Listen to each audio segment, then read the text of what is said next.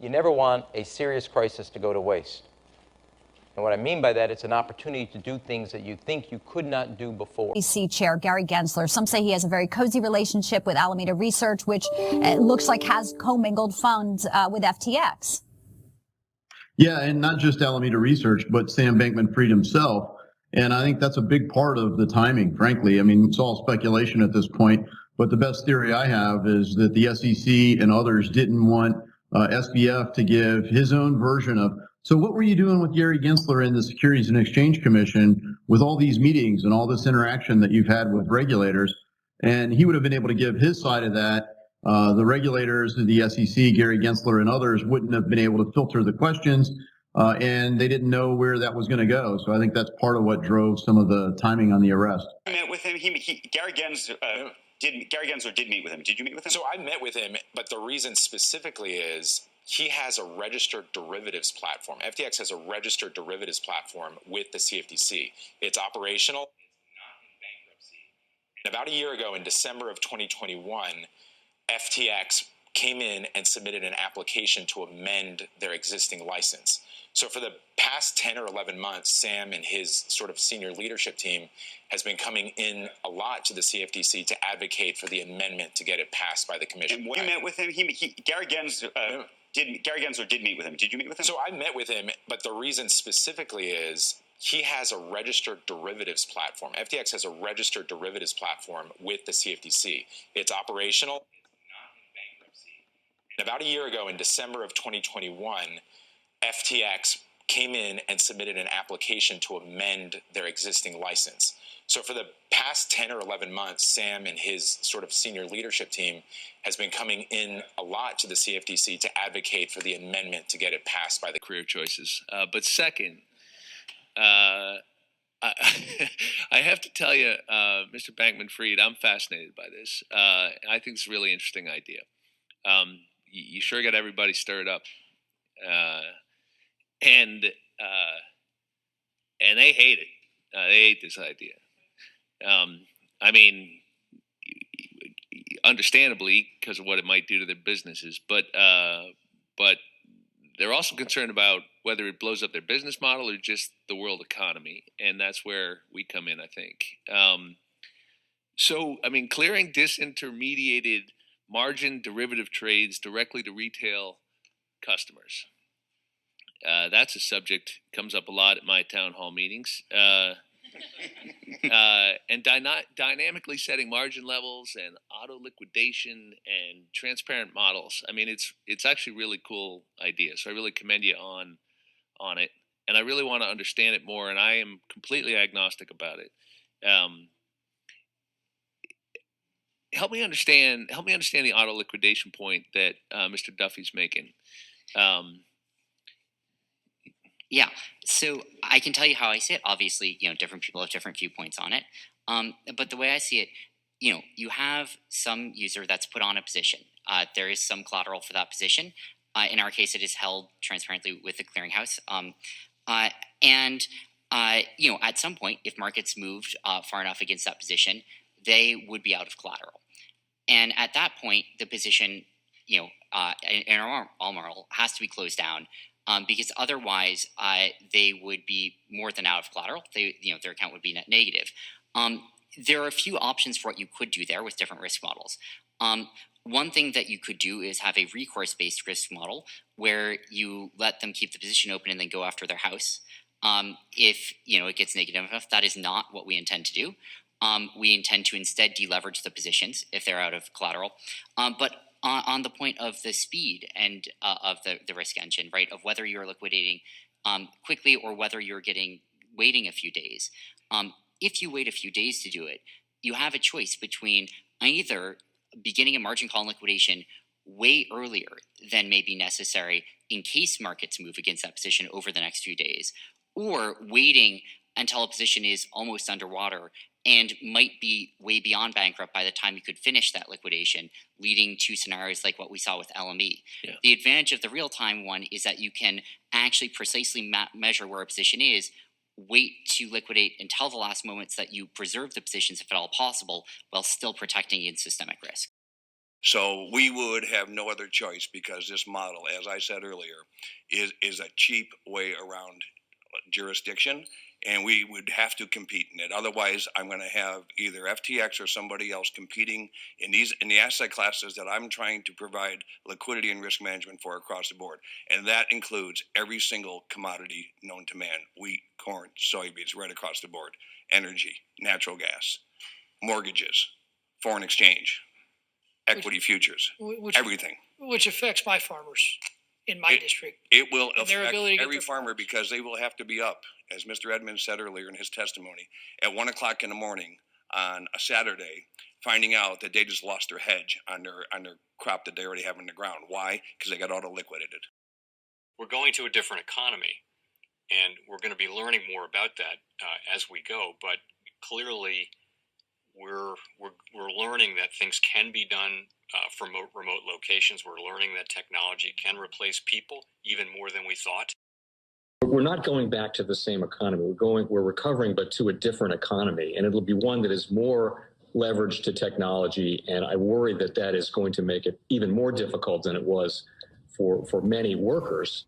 In Silicon Valley, and my friends who work in technology know that what we did to the manufacturing workers, we are now going to do to the retail workers, the call center workers, the fast food workers, the truck drivers, and then even bookkeepers, accountants, insurance agents, lawyers, and on through the economy.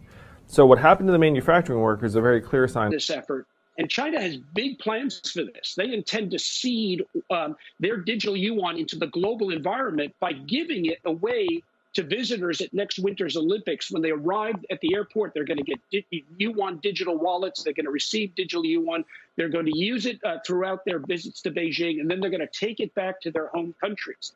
They see this as a huge advantage. Why? Because who controls the underlying protocols, who controls the underlying standards of the future of money will control the future of money. Welcome to the Crypto Teacher. And guys, please like and subscribe if you do like what you're listening to. Inform your friends and family and spread all over social media. It is imperative that we get back to learning finances and understand how the world really works, because once we understand how the world really works, we understand that it is all planned out. Now, I want to thank those who purchased the books Crypto Teacher and the New World Order book. The New World Order book is going to show you how the world really works. And it's definitely time for you to wake up out of that sleep, especially in the times that we're in right now. I told you at the beginning of the year, in the first quarter of 2022, we was going to have an event that was going to bring us down.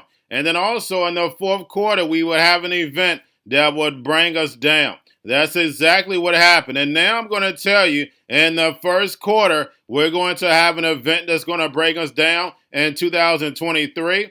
And then also in the fourth quarter of 2023, we're going to have another main event. Now, of course, guys, the markets are still going to be pumping and dumping until they get ready to pull the full rug. But I'll let you know when that's about to happen. Now, also, I want to thank those who purchased the 3 Kids books.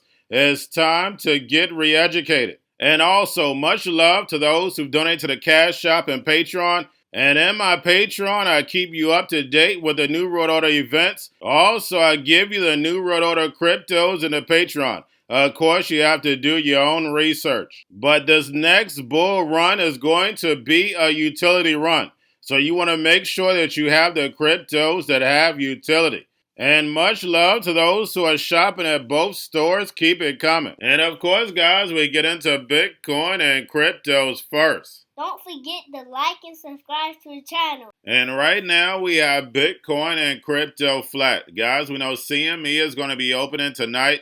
And then, of course, once the stock market opens, it's going to move the market again. So do not forget to pay attention to the actual indicators. We have yield rates. As the stock market was closing, the front end was getting pushed down and the actual back end was rising just slightly. And then, of course, guys, we have volume, we have Tether, we have USDC, and then we have the Fed. Repo still over $2 trillion. We know all the central banks just recently raised rates, so we know why it hit stock market and cryptos. That's the reason why we had another leg down. And we know the central banks have to destroy this legacy market in order for the fourth industrial revolution to rise, where the robots, algorithms, and drones take over the economy, pay each other with crypto, and the sheep go inside the metaverse. And now we have Kazakhstan Central Bank now recommends a CBDC to be available between 2023 and 2025. And guys, I don't care what country you're going to, they all have a plan for this digital transformation, whether it's a stable coin or a CBDC. We know the masses can care less, but when you're listening to the Crypto Teacher, you know I give you the truth, nothing but the truth. Yes, the truth hurts, but it sets you free. But when I tell you the truth, you hate me. We are watching the fall of America to Babylon right in front of our eyes. Also, the United States world reserve currency crumbling.